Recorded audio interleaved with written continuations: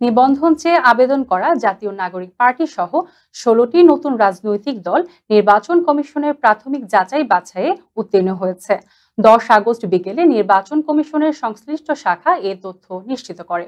তবে মাঠ পর্যায়ে যাচাই বাছাই করে এসব দলে নিবন্ধন দেওয়ার বিষয়ে চূড়ান্ত সিদ্ধান্ত নেওয়া হবে বলেও জানায় কমিশন। এর আগে গত ২২ জুন পর্যন্ত ১৪৫টি দল নিবন্ধন পেতে আবেদন করে। তবে প্রাথমিক বাছাইয়ে কোনো দলই শর্ত পূরণ করতে পারেনি। দলগুলোকে প্রয়োজনীয় ঘাটতি পূরণে ১৫ দিন সময় দেওয়া হয়। আইন অনুযায়ী নিবন্ধন পেতে দলের কেন্দ্রীয় কমিটি, ১/৩ জেলা এবং ১০০টি উপজেলা কমিটি থাকতে হবে।